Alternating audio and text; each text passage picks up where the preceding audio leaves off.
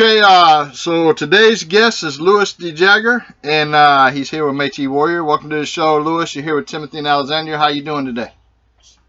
I'm doing really good. How are you? Well, we're doing great, and we'd like to congratulate you on being the new interim vice president for the Metis Nation of British Columbia. So congratulations on that. Yeah, thank you very much. It's it's an honor, and I've got a great a board that I'm working with, and I'm just so humbled that they entrusted, even though it's on an interim basis, they entrusted me to be able to fill those shoes that Lisa has filled for years. So I certainly have lots of learning to do, and I'm excited about the opportunities that are coming ahead. Yeah, when I think of great leaders, I think of people that are transparent and speak to the people. And I think that you're definitely deserving of being a vice president, because you're certainly deserving of more than that, even because you are transparent. You come on and you speak to the people. And there's so many people out there that are so-called leaders that refuse to address the people, and they just want to go the colonial route and deal with colonial media and not within the own Métis Nation. So again, it is an appropriate spot for you, and we wish and see you even more progressive positioning later on. Oh, that's very nice. Well, thanks very much. It's always been my belief, and I was brought up that way. My mother just always said, just either shit or get off the pot, and tell the truth. And us as Métis people, we do that at kitchen parties. We're able to do that. And when we don't do that, that's when all the conflict starts. It's because we don't have an open line of communication. And especially when you're in any position of governance, you have to do that. You have to be answering and connecting with the people that put you in that position in the first place. Exactly.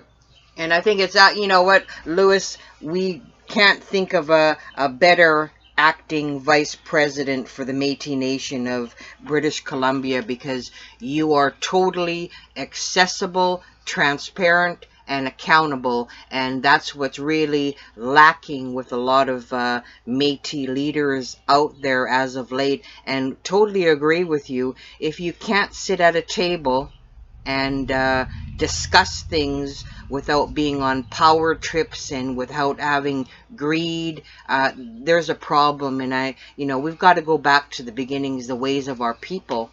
And a lot of the leaders have forgotten that, and it's refreshing, and I think great things will happen with you now as the acting vice president. Well, great things have always been happening with the Métis Nation of British Columbia, but you are a perfect choice in our mind for the acting vice president. Now, if you could, for the people listening, if you could explain a little bit of the recent news and activities in your own words, so that the people can hear it straight from the interim vice president here.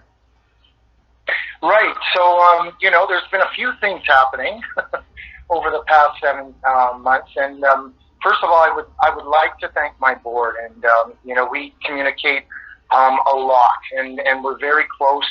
And it's not this group of 9 or whatever they're talking about. There's 10 of us, and 10 of us unanimously are making all of the decisions going forward. And so I just want to make sure that that's cleared up, first of all, and that I do thank the other board members. This has not been easy. There's been personal threats to people.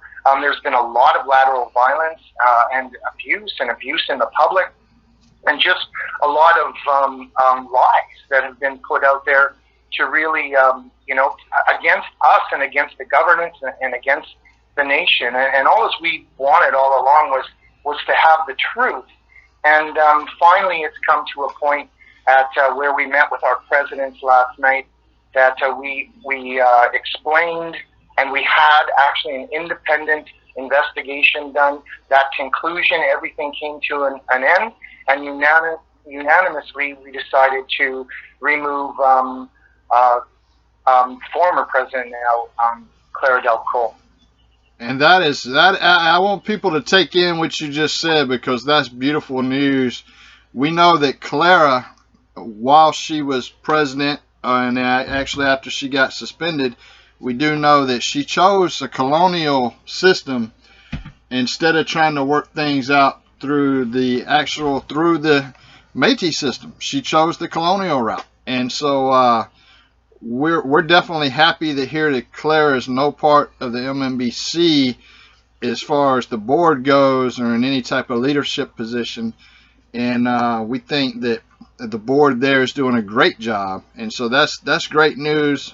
And so the people just heard it directly from you, so we cleared that up. And I think, Louis, you made a very important point, and I was witness. Many other people have been witness to the lateral damage all over social media, half-truths, misleading information. I'm not going to name any names because these people certainly don't need the attention, but I think it was, their plan to derail all the good that was coming of the Métis Nation of British Columbia. Well, this coming out yesterday and you explaining it to the listeners, there is hope, and people can keep spewing propaganda, half-truths, mistruth, but eventually the truth always prevails and justice always prevails. Yeah, definitely. And I just want to make sort of clear, like there's kind of two paths, there's two lanes that are happening at the same time here. One is actually the result and the decision that we made because of the independent investigation, and the other one where there is a Senate case regarding the suspension. Right. That's still to kind of play itself out. I can't really speak to that because, of course, it's going to be before the Senate.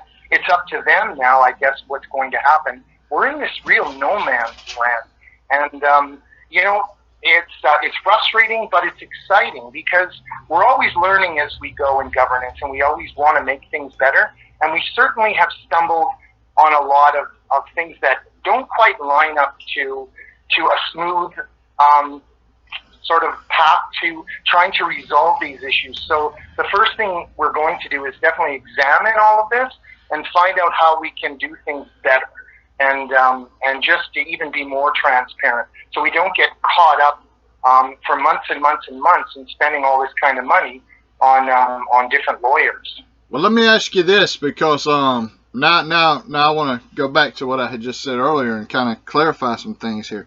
So Clara is no longer, just explain the decision a little bit. So Clara is no longer president, suspended president. She's no longer any of that, is to my understanding. Am I correct?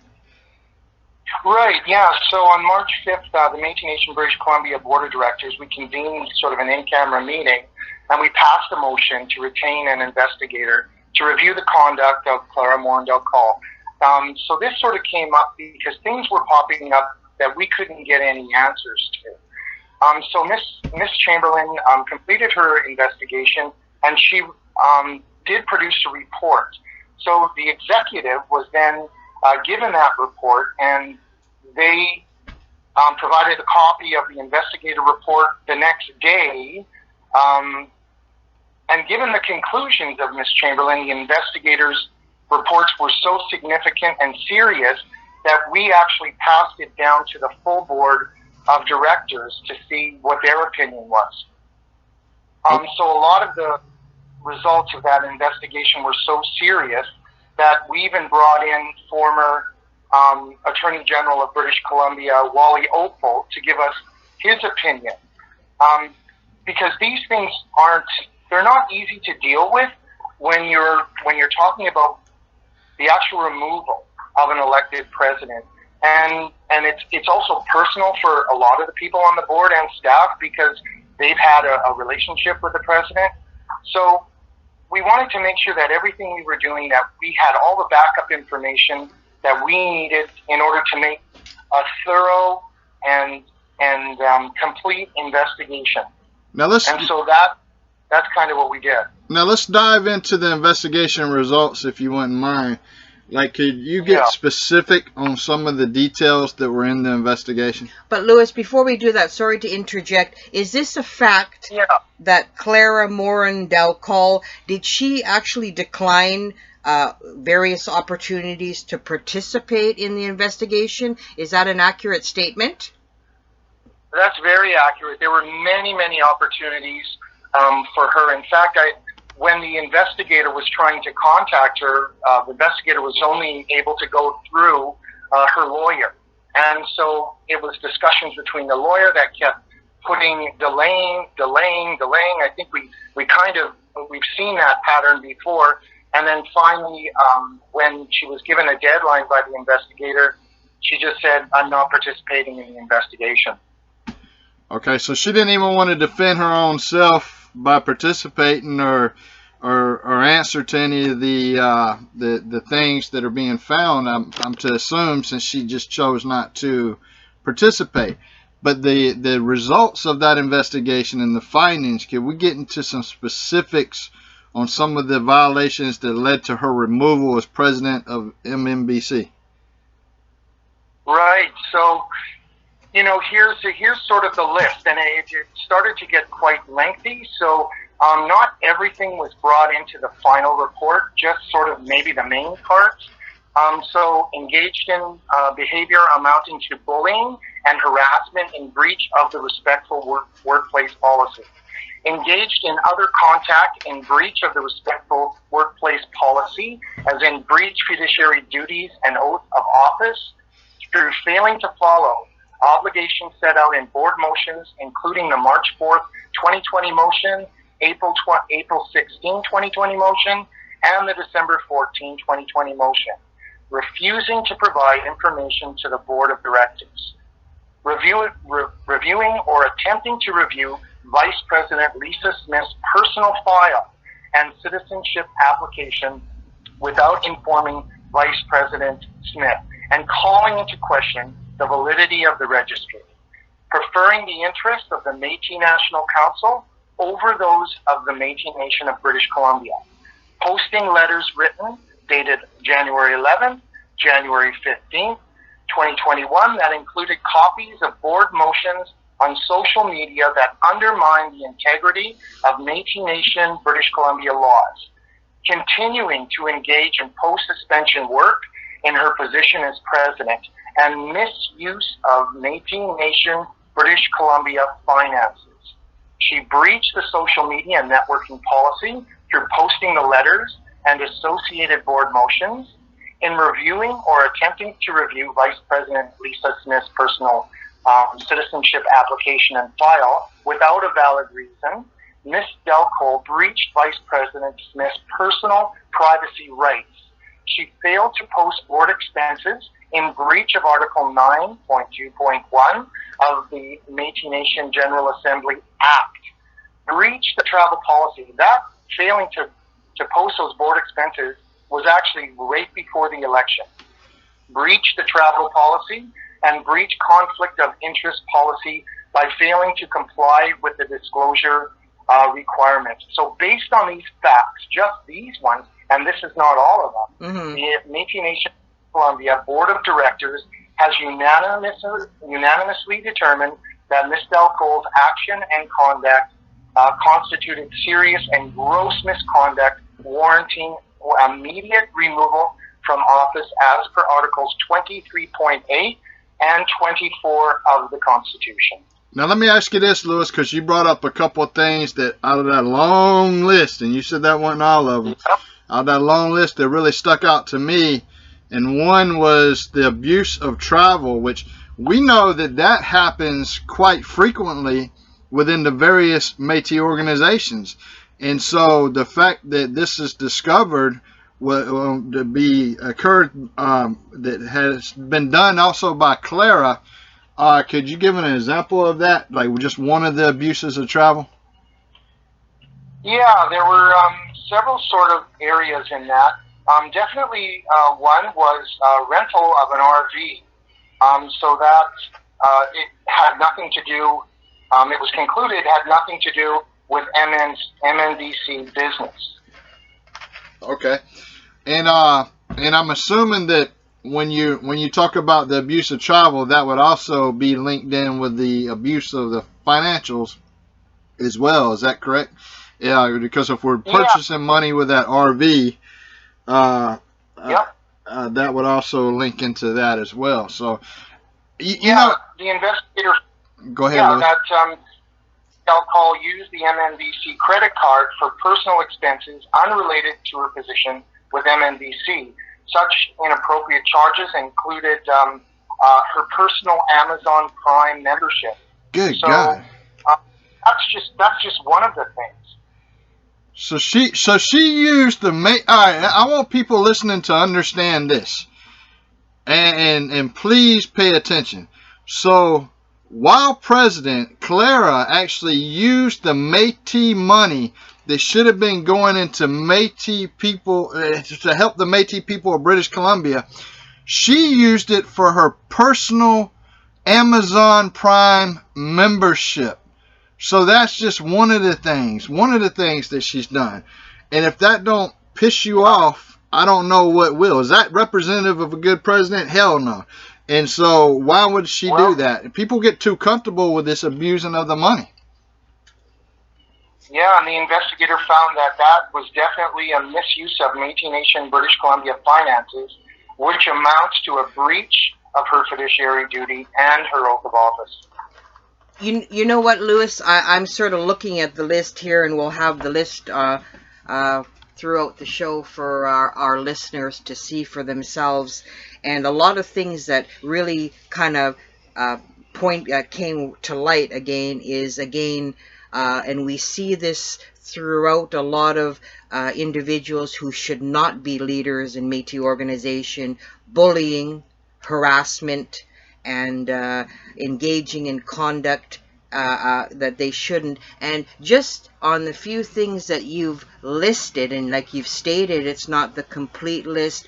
Who in their right mind would want an individual running a Métis organization that has, been found through an investigation, this type of conduct? Like, you've got to shake your head and wonder why this select little tiny group of dedicated followers of hers would want this for their government. Like, I can't even, it doesn't even make sense. It's not logical that a person that has under an investigation, it's been determined the actions, serious and gross misconduct. I mean, good God, why are you fighting for this person to continue to be president? There's no positives. Yeah, this is really it. And, it was really disturbing because when we did first get elected, I don't know if you and I had touched on this before, but there was a period of when we got elected and when we got sworn in. And there was a lot happening then. There was no oversight during that time. But as we kind of got our positions, we started hearing about things. This was all red flags. The bullying and harassment, I think, is probably the most disturbing, is when you have staff, and I've owned a restaurant and had lots of staff, but when you get to the point of when you start yelling at people and you start directing them to do things that's against the nation, and then threatening their job security by saying if they don't do that, hey, you're on probation, I could let you go at any time, that is a gross misuse of the position that you're in. And again, crossing over from that political into the inner workings of the nation and the staffing, that's supposed to be the CEO. And so her tactic was to start pressuring the CEO, not one, but two of both CEOs, Ms. LaFranc and also Daniel Fontaine. And then we have another employee, Ms. Trudeau, who also, told her story of how her planned maternity leave was disrupted by Clara Morin Dal Col as well. And some of her privileges and things that she had to use, like her IT to do her job, was automatically, it was told to take that away from her. And that was, in itself, it was bullying. and she actually had a fear to returning to her job after her maternity leave was done. Well, I'm not sure if it's quite illegal activity. That's not really my position to say that, but definitely it goes against our policies. One of those is directing her, there was 2 letters on the 11th and the 15th that she had directed her assistant to make sure that they were going up on social media. And those were damaging to, in fact, one of them was while we were sitting in a room, in a meeting, waiting for her to arrive, and then she didn't show up, and then all of a sudden our phones lit up, and she's releasing this letter, including a letter with the Manitoba Métis Federation, and started saying all of these things, and while she's supposed to be at the meeting. But she had pre-planned all of this stuff, and she was ordering her staff to follow through with her planned activities. So that in itself breaches our social media policy, and it puts their jobs into harm's way. And you know what, Louis? I think something that our listeners should really pay attention to, and if you have nothing to hide, you've done nothing wrong, and you've put the people of your nation first, there's no way that you should decline various opportunities to participate in whether it be the investigation. And I know it's just as of late too that she failed to participate. Where was it? I'm just trying to find it here. In the August 12th, 2021, she declined repeated requests to attend the in-camera hearing of the board. So if you've got nothing to hide, you've put the interest of your people first, why would you not attend anything to stand up for yourself? What does that say? Is that a transparent, accountable, supposed leader? That's a huge red flag if you just can't be bothered. Or is it ego that you can't be bothered? Are you above that? Well, I think that's it. Silence is sometimes deafening, and if you're not willing to stand up to any sort of accusation, or when you are asked questions and your answers are not forthcoming, you're exactly right. It's a red flag, and it's our fiduciary duty of the other directors, the other 10 directors that are on the Board of Governors, to make sure that we are holding to account not just ourselves, but all the other directors. Right, and let me ask you this, because I know a lot of people are going to have this question in their mind.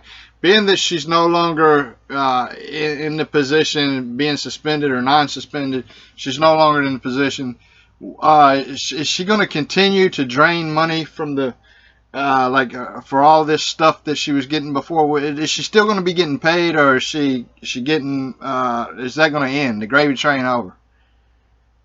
Yeah, the gravy train ended yesterday, so it's that is all done, and she has her own website out there, still calling herself the president, and now she's gone on, and she must have been up all night and then released this. Our decision to remove her was shameful and disgraceful, and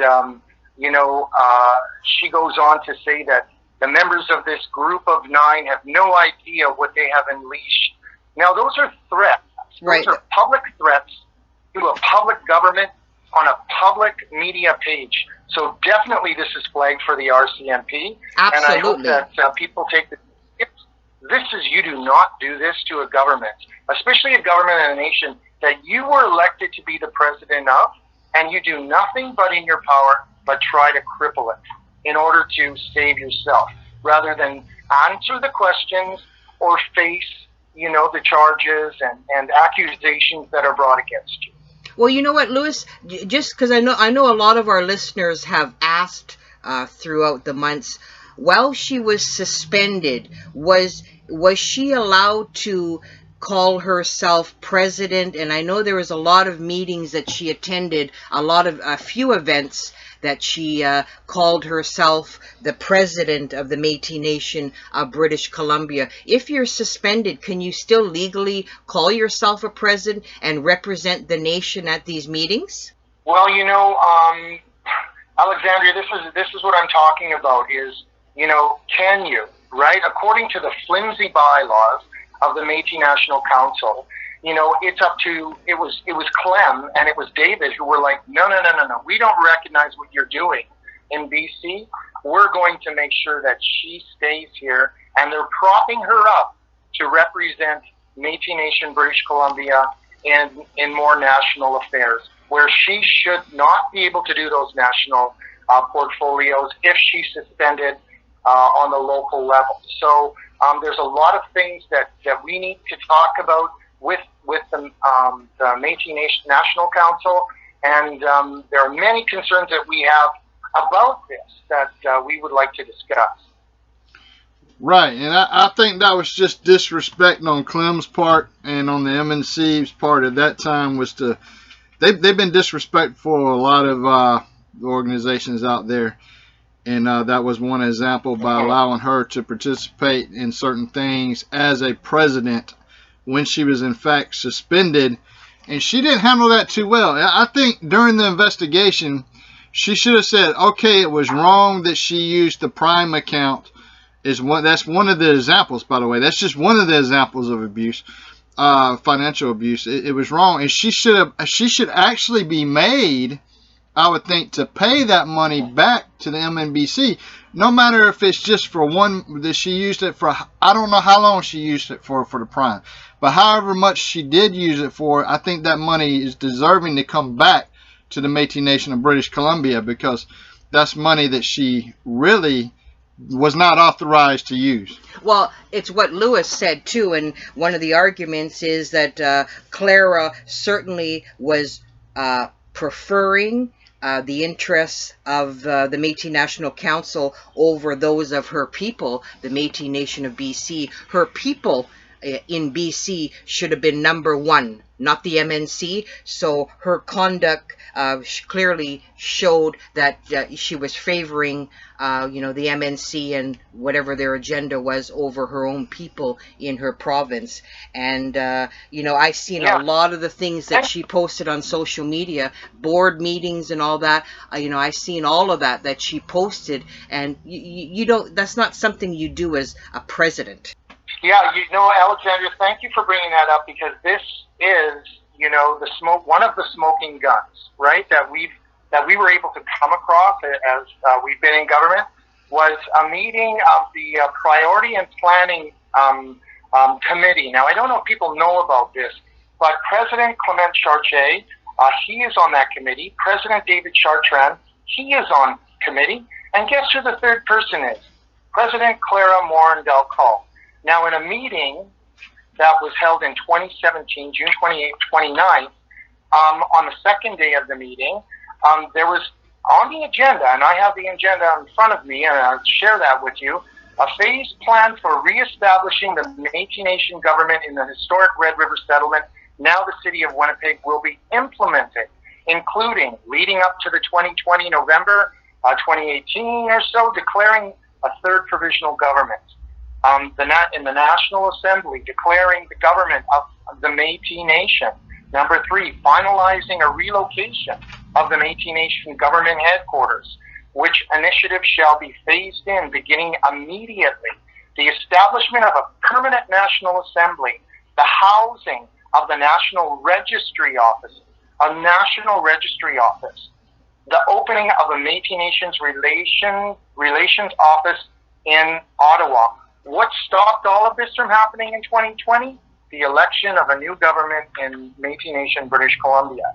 So we know that there was other things that were going on with Clara that we found out that her allegiance was actually to Clem and David and the MNC, then the actual nation, the regional government of Métis Nation, British Columbia. That in itself is a breach of fiduciary duty.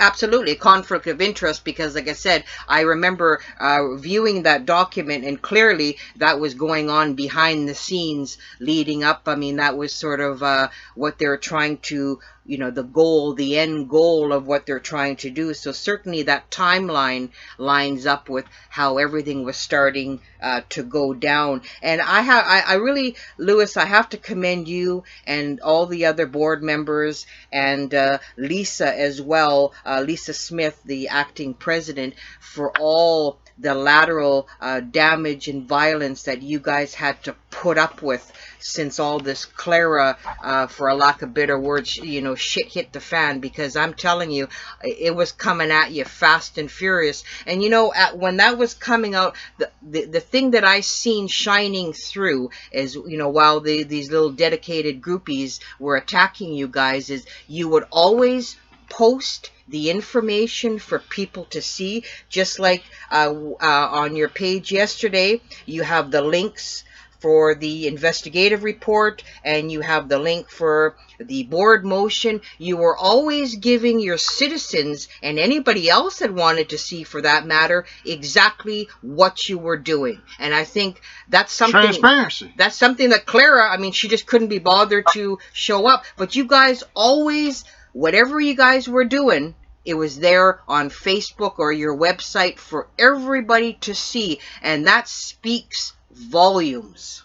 Yeah, and it wasn't easy to deal with the backlash, and even it's always you think you're helping 1,000 people. It's always those one or two that are always against that. So it's and that hurts because you're doing your job and you're wanting to help everybody. So it's that's pretty tough. But that you brought up that conflict of interest. I mean, there's so many points in the report that point to that as well. For her trying to do things with potential personal gain, the misuse of finances. She was required to remove herself, and this is the one thing, we'll get into the condo, because MNBC supplied a personal condo that no other director could use. It was just for her. And the board was trying to ask for information on expenses. This is going back to July 30th, 2019. And she refused to do that. In fact, it went to a vote, and the vote was tied. And so what did she do? She broke the tie, which is a complete failure and amounts to breach of conflict of interest. I mean, I've never heard of anything so ludicrous. So I encourage people to go to the Metis Nation Columbia website and start reading through some of this, and it's really going to open your eyes on what kind of president we had in there. Well, we'll put some of it in the shows here so people can see it on the screen, and then we'll put the link in the description. But also what I would say is that since you brought up the condo, I'm assuming as of yesterday, she's probably had to leave that condo, or is that how is that working out? Well, there is no more condo, so that was done quite a while ago, and that was probably the first thing we rectified, because we couldn't find out who even authorized that expenditure in the first place. So that people can rest assured that's been dealt with. Oh, okay, that's awesome. And one more thing, Louis, that as I go through this list, and I've been trying to digest this list, and since I read it yesterday about bullying, harassment, this really bothers me when it comes to Métis people, bullying, harassment. Why was she so set on reviewing or attempting to review the now acting president Lisa Smith's personnel file, which is a personal privacy right violation? That's against the law. Why was she attempting to do that? I mean, other than intimidation, harassment. That's not a kind of a person as a president that she thinks she can just go through people's personnel or citizenship applications on a whim if she's having a bad day or she doesn't like you. Yeah, I think the pattern was pretty set for intimidation. And, usually your vice president is very close to the president. Yes. And they work in tandem on a lot of things. If the president cannot make it, it's the vice president who makes it. If the president doesn't make a meeting, it's the vice president who does that. And that just was not happening for whatever reason. There definitely is conflict. We saw it at the board table. Yep.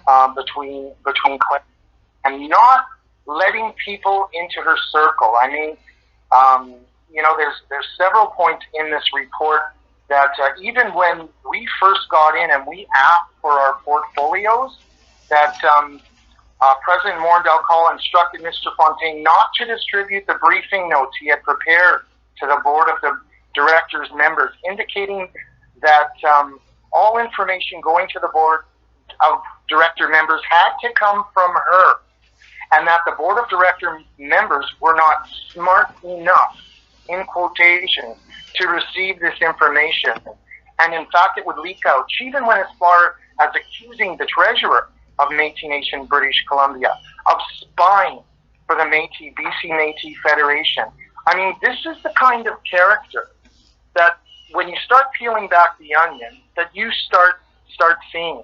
And by looking at the finances, following the finances, looking at the behavior, asking those questions, there's no doubt that the independent investigator and reviewed again by Wally Opal, former BC Attorney General, that the conclusion was that this person had to be dismissed.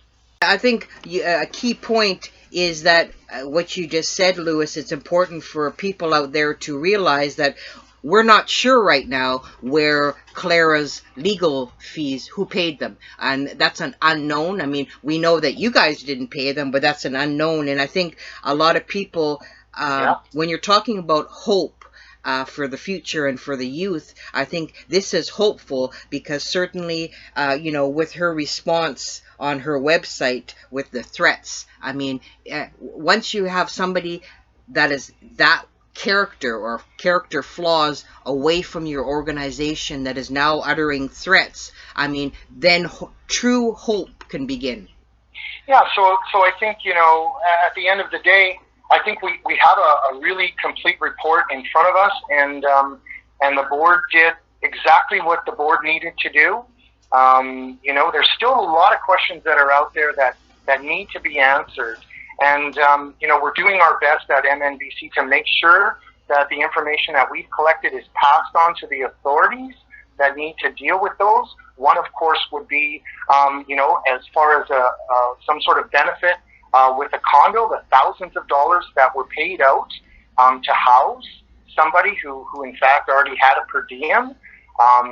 These things really crossed a lot of different lines, and it's up, again, fiduciary duty, and up to MNBC to report that to CRA. As well, who paid for the expenses for all of Clara's legal fees? Who paid for those? I mean, we've heard it could be up to $250,000. And I want to ask you two this, because you're both in Manitoba. If it was the Manitoba Métis Federation, don't you think that your citizens would want to know if that money came out of their pockets to support this report, to support the things that she was charged with? Wouldn't that make you mad that it was coming out of your programs? Absolutely. Or how about the Métis National Council?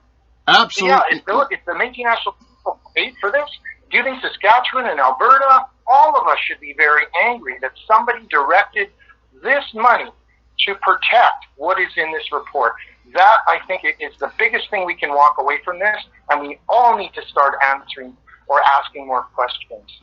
Well, to your point, as far as if it came from Manitoba, if it was $250,000, let's say if it was that, then that was $250,000 that the Métis in Manitoba lost out on to support this suspended president and her efforts.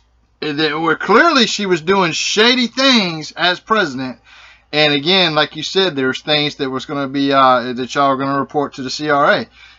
Certainly, if that was the case of $250,000, that money should, it should have stayed within province, and they had no right to do that with funds that are earmarked for Métis citizens in Manitoba. If that was the case or not, that's not their right to do that, and everybody, like you said, should be outraged if that was the case. I mean, there's no reason for it. That's corruption, and that's not serving the people of their area. Yep, you're exactly right. And you know, that income has to be reported to Métis Nation British Columbia too, because that's like being out there and getting a benefit. You can't just go out there and somebody gives you $250,000 of services and you do not claim that. That again is a breach of fiduciary duty. So it's not 1, 2, 3, 4. It's so many that we've never seen anything like this, I don't think, in Métis politics. And I want to point you to the Métis National Council Secretariat has released their statement of operations and net assets for the year ended in March 31st. And if you go down on page 5 to the expenditures and look at those professional fees, $6.5 million, up from $4 million in the year before. What the heck are they spending this money on? Like, this money comes right off the top from the government. Like, and they don't even have any citizens. The Métis National Council is supposed to represent all of us as regional governments. We're supposed to be having a say. We're supposed to have that oversight of this organization. And here they are operating independently. Here we see, agendas from 2017 stating a real purpose and a real intention, and it doesn't include us. So I think, we've got to step one. We've exposed what we needed to expose, at least on our end. And I would put a call out for Alberta and Saskatchewan and Ontario, and even those in Manitoba who know what's right, is to start asking the questions on where the heck is this nation going and who is directing this path forward. Should it not be the people? And it has to get out there. Well, let me speak to your point right now. Again, I blame Carolyn Bennett specifically for what happened in the audit in 2018, for them not holding Clem Chartier and anybody at the MNC responsible for that circus of a financial review. I mean, we obviously seen that things were done wrong, regardless of what the propaganda puppet wants to say out there. And what I will say to this is, they raised that money during a time where they knew the writing was on the wall. Chartier was out of there. It was going to happen. So again, does the Canadian government not care that these millions of dollars are potentially being abused? And why is there not another? There needs to be a hardcore audit in where that money went. We suspect it went on things that are not authorized. It may be even disappeared. Like, there's money that just vanishes, right? Like, we never know where it goes. Well, the people in charge of that money should be held legally responsible for that, because at the end of the day, that's tax dollars. And not just should the Métis people be pissed off, but all Canadians should be pissed off at this. Mm-hmm. Yeah, you're exactly right, and we just have to continue the path of honesty and trust. We have to look at, our own teachings of humility and wisdom and truth. All those things are the surface. It's who we are as Métis people. We're community. It's not about busting us up, and it's about bringing us together. And I haven't seen the leadership out there that is going to be able to do that yet. So, the future, where do we go from here? Number one, are our current laws perfect? No, they're not perfect. But what we have to do is we have to start coming together, Tim. We have to start arranging more meetings and more conversations, not less. Not putting off things.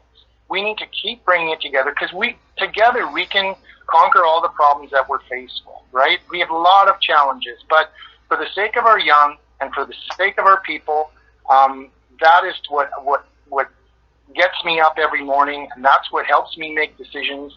And our board of directors too is very focused on what kind of world that we're going to leave behind us. So I hope that is the message that is brought forward and is adopted by the other regional government.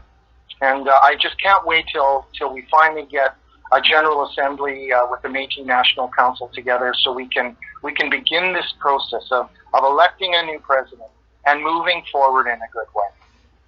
So where do you see things going within the next, let's say, 24 months? Well, hopefully in the next 24 hours, there's supposed to be some sort of agreed upon agenda that's going to come before the deliberations going on in Ontario with the Métis National Council, and we can finally have some dates. But I do know that the General Assembly is being encouraged to be called at the end of September now. So, it all starts now. It started yesterday, and if you would have heard the conversation of the presidents that were all around from Métis Nation, British Columbia, we have 38 communities. It was so hopeful, and it was a lot of thank yous and making sure that information, we just didn't do things and not say why we did them or back them up with proof. The presidents were really appreciative of that they were able to look at the information, independent audit, not audit, but independent investigation by people that weren't connected. We weren't steering this at all. It was all completely independent. And at the end of the day, these are the exact results that I thought were going to be in there. And you know what, Louis, like you said the right thing. Hope for the future where we get more Métis citizens standing up and asking hard questions, but really expecting hard answers or expecting answers, hoping to engage Métis people, just not to sit back on the back bench and just, okay, well, this is the way it is, nothing we can do about it. There is something we can do about it. We can stand united and just have a seat at the table and discuss things and think about, like you said, our children, our youth who are the future of the Métis people, and just get over some of these detours and all these things and just do what needs to be done for our people. And I think we've got to start somewhere. Yeah, you're right. I mean, governance doesn't have to be dysfunctional, right? But we have to be able to call out the dysfunction in our governance. And that takes courage, and that takes pride, and that takes working together, Alexandria. That's right. So, Louis, we're running out of time here. Is there anything else you would like to add to the interview that you feel like we might have missed? Yeah, I mean, it's been tough. Like, it's been really tough. Not just me, but on my family, on Deborah, on her family, on Paulette. And I can't tell you, I can't even begin to tell you how much these people can get into your heart and crush your spirit. And I want to apologize to all of the employees that left because of this abuse. I want to apologize for all those misdeeds that were done and those things that were said and yelling against them. Nobody should go through that. No Métis person. We don't do that to each other. We build each other up, like we really do. That's what we're doing, why we take this job. Like, it's an honor to serve our people. And how that can be brought to this level, it's obvious our laws need to be strengthened and we need to do better at governing. But number one, we have to take care of each other. And that's the one thing about COVID has taught us, is that, we're out there, we're proud. Sometimes we don't always ask for that help, but we need people who can really get in there and make our nation stronger. We have so much potential. I just hope that this is all behind us now and we can move on to a bright and better future. So, and I want to thank you too for the opportunity and for bringing this story forward. Nobody else would tell our side of the story. And both of you were first, and you stayed on it, and you made sure that our voice was getting out to the people. So it's up to the people of Manitoba and Saskatchewan. They have to help us now. We have to make good governance, and we have to make sure that these people, all the people that are working against and on their own agenda, are exposed and that are brought to justice. And that's what we have to do, but we have to do it together. Exactly. On that, the agenda in Montreal to sort of connect Clara that she's been part of this scheme for so many years, right? And part of that is in the report that's here of her breach of fiduciary duty and not having allegiance to MNBC, but allegiance to MNC. That's the Quebec City agenda where they were talking about their plan, their master plan that she was. So this has been in the works for a few years. Yeah, and to the people listening, and you made the point during this interview that the only thing that stopped that plan really was some of their stuff that they had going on was the election of new people in British Columbia. So so elections do work. People need to get out there and vote the right way. And this is proof positive that elections do work. And Louis, you know we're always going to be here for the MNBC. We're very supportive of y'all and what y'all doing, y'all's transparency. And yeah, it's awesome. Yeah, it's been tough, and thank you again for being there. We couldn't have, none of this would have happened without you getting the word out. Well, you know what? We couldn't do it. We're always going to support truth, Louis, and we're going to support unity. And like I said, we are behind you guys 150%.